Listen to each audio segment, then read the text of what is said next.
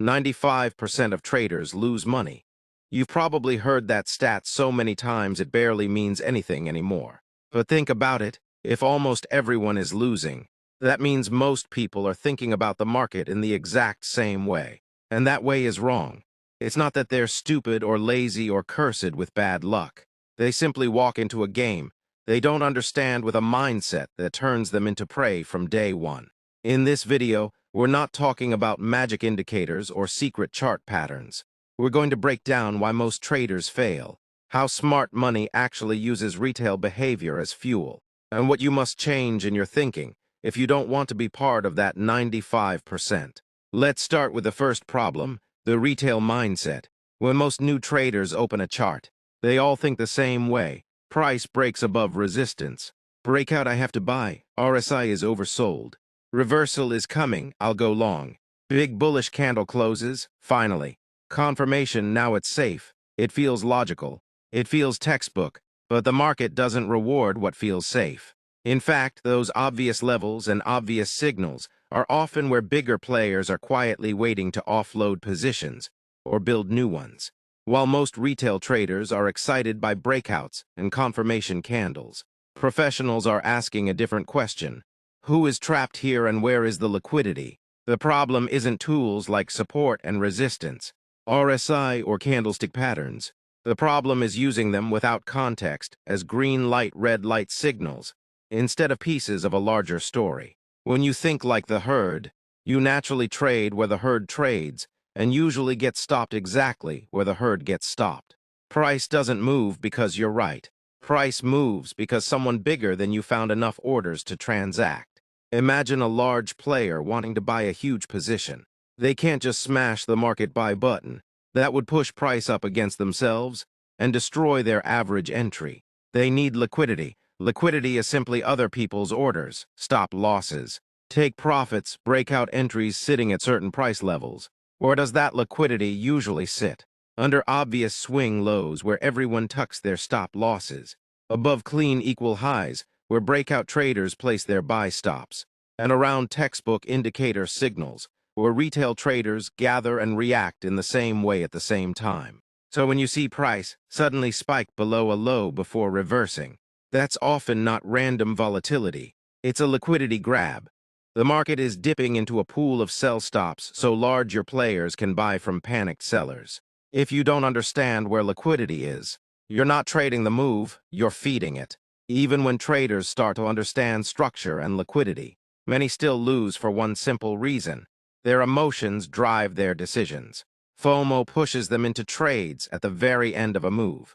Fear makes them close winners too early and hold losers too long.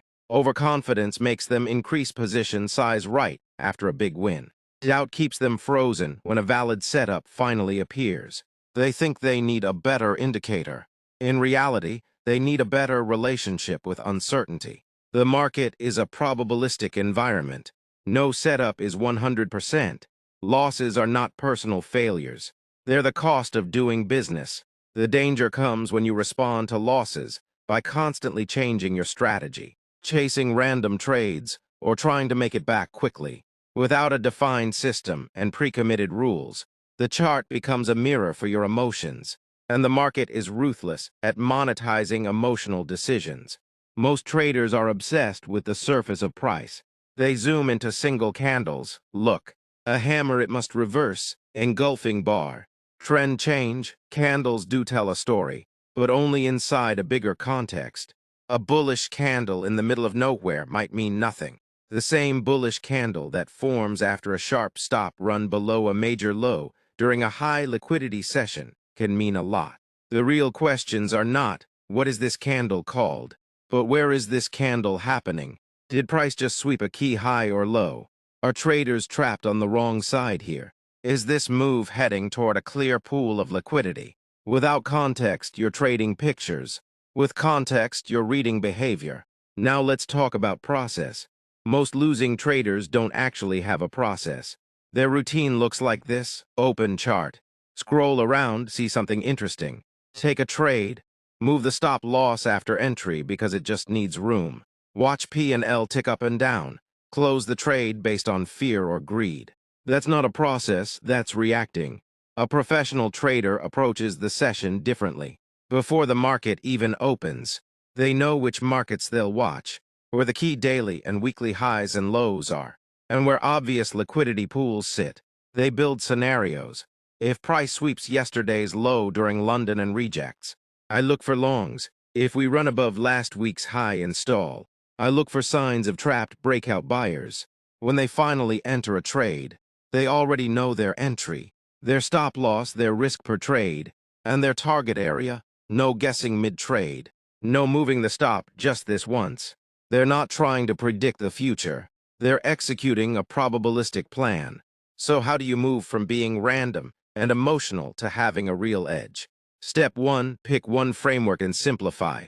Stop hopping from one strategy to another every week.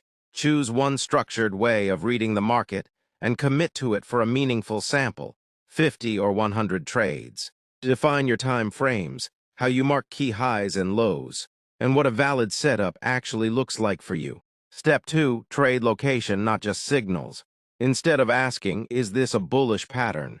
Ask, is this the right place on the chart? Has price just swept an obvious high or low? Is there a clear pool of stops just above or below? If the location is poor, even the prettiest setup is trash. Your edge isn't just the pattern. Your edge is the pattern in the right place, with the right context and the right risk. Next, you need to think risk first, profit second. You don't control how far a trade will run in your favor. You do control how much you lose when you're wrong. That means risking a small fixed percentage of your account per trade, placing stops where your idea is clearly invalidated, not where it feels comfortable, and accepting that many small losses are the price of staying in the game. Your first edge is survival, then comes refinement. And that's where journaling comes in. Most traders never review their trades seriously. They remember the pain, not the pattern. If you log screenshots, setups, emotions, and outcomes for every trade, patterns will start to appear. Which setups perform best? Which times of day hurt your results?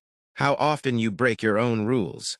That's how you turn trading from a random experience into a craft you can actually improve. Let's bring it all together.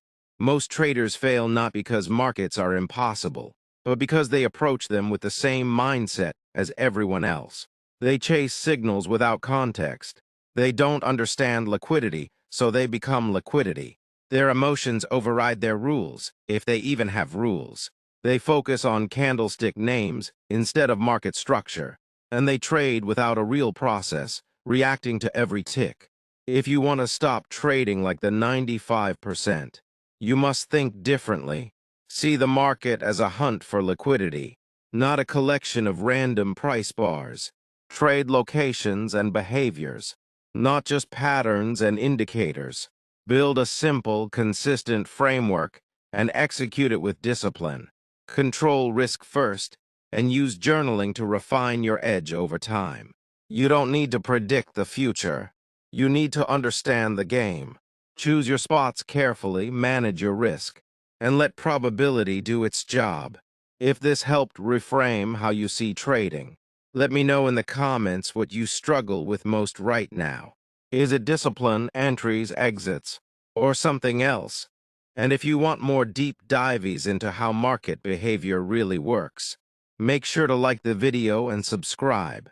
Trade smart, trade with context, and stop volunteering to be the liquidity.